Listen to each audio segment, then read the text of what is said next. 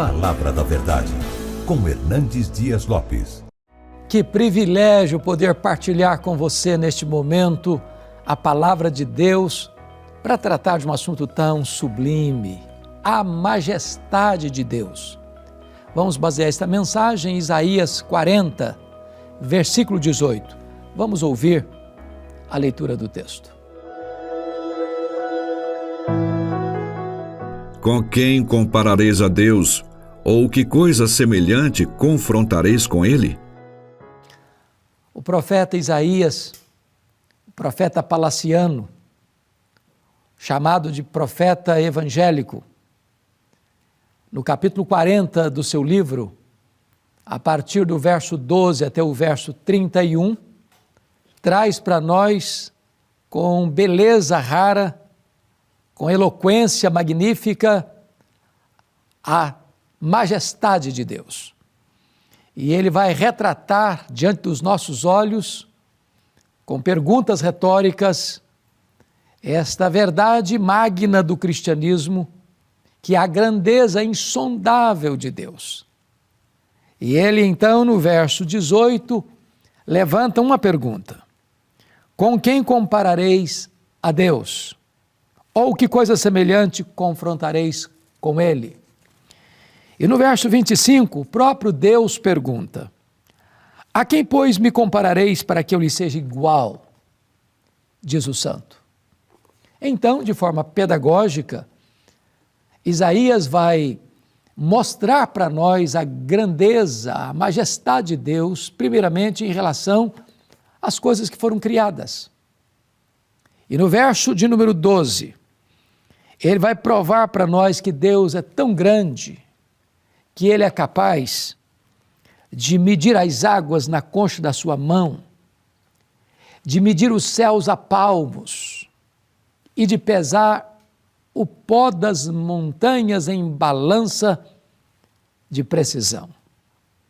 Pense comigo no Pacífico, no Atlântico, no Índico, no Mediterrâneo, nos mares, nos rios, pois Ele mede as águas na concha da sua mão. Pense comigo na extensão vastíssima do universo, com mais de 93 bilhões de anos-luz de diâmetro, e Ele mede tudo isso a palmos. Pense comigo no peso quase incalculável aos nossos olhos das montanhas, e Ele pesa o pó das montanhas em balança de precisão. Nesta linguagem tão bonita e eloquente, o profeta palaciano retrata para nós quão grande é o nosso Deus. Mas agora, ele vai mostrar como Deus é grande no que concerne ao seu conhecimento. E, novamente, com perguntas retóricas, ele enfatiza: quem guiou o Espírito do Senhor? Ou, como o seu conselheiro o ensinou? Com quem ele tomou o conselho para que lhe desse compreensão? Quem o instruiu na vereda do juízo e lhe ensinou sabedoria e lhe mostrou o caminho do entendimento? De onde Deus tirou o conhecimento que tem? Com quem ele aprendeu a ciência? Quem foi o seu conselheiro? Em que escola ele estudou? Quem foi seus mestres? Quem lhe deu a saber o conhecimento da sabedoria, dos intrincados segredos do saber humano? E a pergunta é retórica porque Isaías está mostrando com isso que Deus é a fonte de todo o saber. Dele emana todo o conhecimento. Dele procede toda a informação. Ele é o dono do revelado e do oculto. Ele sabe as coisas que existem e as que ainda não existem. Ele sabe tudo. Ele a todos sonda. Ele a todos conhece. Ele tem todo o saber. Na sua extensão, na sua profundidade. Desde a eternidade, passando pelo tempo. Tudo Ele conhece. Tudo Ele sabe. Portanto, você pode concluir que Deus é incomparável em seu conhecimento. Você e eu temos um conhecimento fragmentado. Deus conhece todas as coisas. Você e eu temos um conhecimento limitado. Ele sabe tudo em todo o tempo, em todo lugar, sobre todas as coisas, sobre todas as pessoas. Ele é onisciente. Mas ainda, ele vai mostrar para nós a grandeza deste Deus, a majestade desse Deus, quando você olha para as nações da terra. Nos versos 15 a 18 desta obra, ele vai usar figuras muito fortes para mostrar a soberania de Deus, a majestade de Deus em relação às nações. Então, se você olhar para o passado, você teve grandes impérios, como o Império Egípcio, o Assírio, o Babilônico, o Medo-Persa, o Grego, o Romano. Se você olha hoje, você vê grandes nações, superpotências econômicas e militares, como Estados Unidos, China, Japão, Alemanha, França, Inglaterra, Brasil e tantas outras. E então o profeta vai dizer que Deus olha para todas essas grandes potências econômicas, militares, essas grandes potências tecnológicas e científicas, e considera todas elas reunidas como um pingo que cai num balde, como um pó numa balança de precisão, como nada, como menos do que nada, como um vácuo. Esta é a grandeza de Deus. Ele está assentado no trono, ele dirige a história, ele levanta reis, ele depõe reis, ele pega o pobre e necessitado do monturo e o faz assentar-se entre príncipes, ele dá vida, ele tira a vida, ele exalta, ele humilha, ele dá vida, ele tem autoridade para ceifar a vida, tirar a vida. Ele é o Deus que governa, que reina. Ele tem as rédeas da história em suas mãos. As nações não têm poder para desafiar a Deus. Quantas nações poderosas ruíram, quantos impérios caíram? Pois Deus continua no trono. Ele é Deus, maior do que todas as nações. Mas agora, o profeta começa a olhar a grandeza de Deus em relação aos deuses dos povos, aos ídolos. Nos versos 19 e 20 desse texto, ele fala dos ídolos dos povos, dos ídolos que foram criados pela própria mão humana, dos ídolos que foram forjados, foram cinzelados, ou na madeira, ou por um ourives, ou por uma pessoa que sabe moldar o barro, ou o gesso, ou a pedra. E então, ele diz que esses ídolos são nada, são nulos. Eles não têm vida, eles não têm poder. Tem olhos, mas não veem. Tem boca, mas não fala. Tem mãos, mas não apalpa.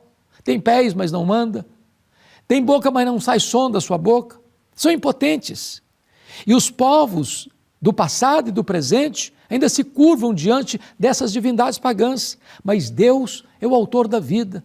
Deus é o Deus da providência. Deus é o Deus que nos dá vida, a respiração e tudo mais, porque nele vivemos, nos movemos e existimos. Ele é o Deus da criação, Ele é o Deus da providência, Ele é o Deus da redenção, Ele é o Deus maior do que todos os deuses dos povos, porque esses deuses são nulos, mas o nosso Deus é autoexistente, é infinito, é imenso, é eterno, é imutável, é onipotente, é onipresente, é onisciente, é transcendente, é soberano.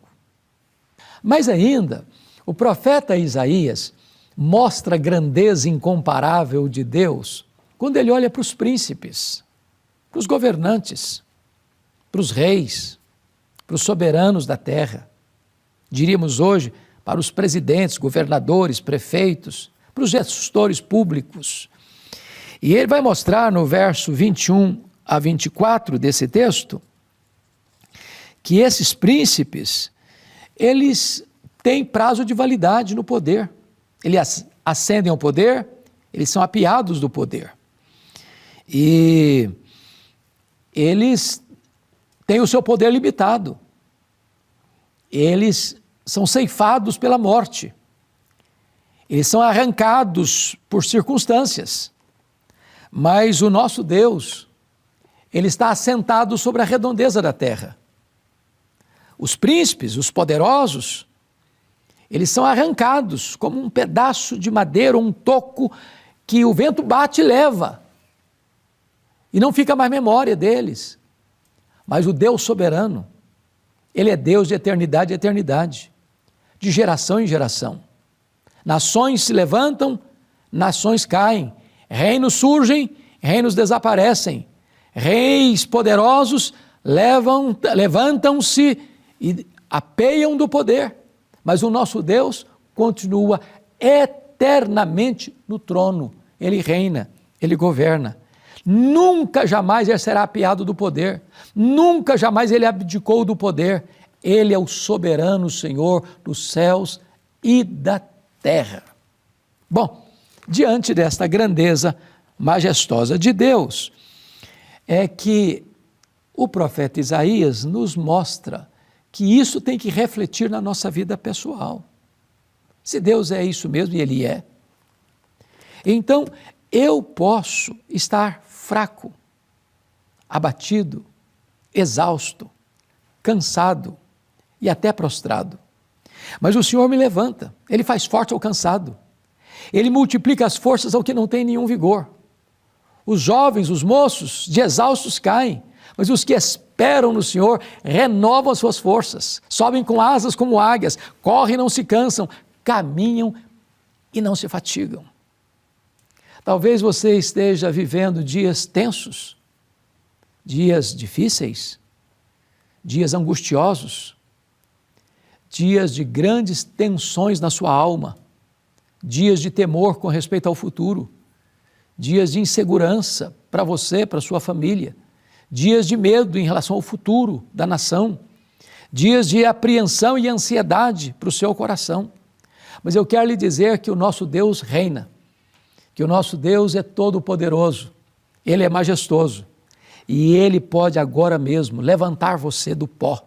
Ele pode erguer você das cinzas, Ele pode enxugar as suas lágrimas, Ele pode cicatrizar as suas feridas, Ele pode curar a sua dor, Ele pode perdoar os seus pecados, Ele pode romper as suas algemas, Ele pode fazer de você alguém completamente remoçado pelo poder do seu Espírito, assim como Ele pega uma águia que está já talvez com as penas enferrujadas, com as garras enfraquecidas, com o bico já sem força e vigor, e renova as forças da águia para ela subir.